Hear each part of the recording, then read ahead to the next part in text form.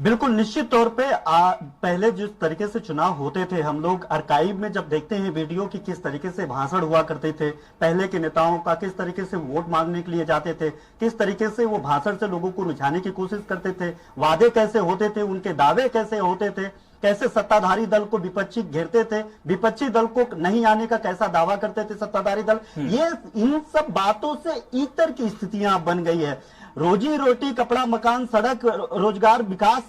ये सब सारी बातें महज एक जुमलेबाजी जैसी बन करके रह गई है। आजकल के जो चुनावी पैटर्न है वो जो देखने के लिए मिल रही है, लगातार इनके दौरे तो बढ़ रहे हैं, लेकिन वहां पे देखा जाए तो किसी न किसी जो इनके भाषण हो रहे हैं वो इन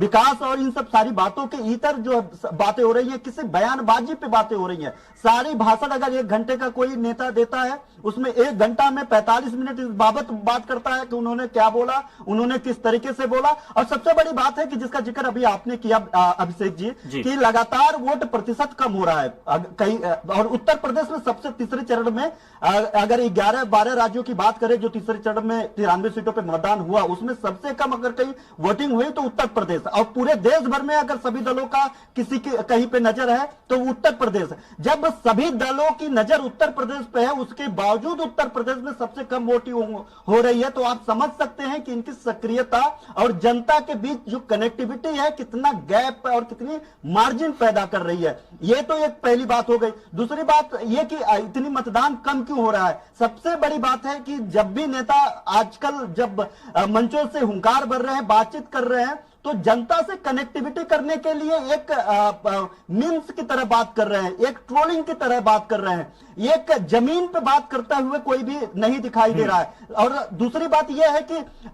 तमाम तरीके की फ्री की बात है कि अगर सत्ता में बीजेपी आई तो वो क्या फ्री में देगी, सत्ता में इंडी गठबंधन आई तो वो क्या फ्री में देगी। जाहिर बात है अब जो जनता है अब ये जान गई है कि अगर ये आए तो हमको ये मिलेगा, अगर वो आए तो हमको वो मिलेगा। और नतीजा ये है कि अब वो बाहर निकल करके वोट डालने के लिए भी नहीं जा रहे हैं। तो ये बहुत सारे कारण हैं जहां पे अगर जमीनी बातें अगर नहीं हो रही है तो उसके पीछे ये कम जो वोटिंग हो रही है, वोट प्रतिशत में कमी देखी जा रही है, लोगों की राजनीति में सक्रियता कम होते जा रही है, लोग सोशल मीडिया पर तमाम तरीके की बातें कर रहे हैं, तमाम लोगों को घेरने की कोशिश कर रहे हैं। वोटिंग के दिन महज 15 मिनट 20 मिनट निकाल करके वोट डालने लेकिन नहीं जा रहे हैं, क्योंकि वो जिस तरीके से स्क्रॉल कर रहे हैं रील की तरह, उसी तरीके से राजनीति को भी स्क्रॉल करते हुए चले जा रहे हैं। लेकिन उनकी सक्रियता भले ही दिख रही है लेकिन वो जमीन पे नहीं दिख रही है। जैसे नेता जमीन पे नहीं दिख रहा है वैसे अब जनता भी जमीन पे नहीं दिख रही है। उत्तर प्रदेश की भी कमोबेश यही हालत है कि पूरे देश भर में जो वोटिंग पड़ रही है उसका सीधा असर सबसे ज्यादा अगर असर कहीं दिख रहा है तो वो उत्तर प्रदेश दिख रहा है। जी बहुत अच्छा उदाहरण आपने दिया घनश्याम के, जिस तरीके से रील्स में लोग स्क्रॉल कर रहे हैं, अब नेताओं को भी स्क्रॉल करते हैं, टाइम पास बन चुके हैं, लेकिन जनता को भी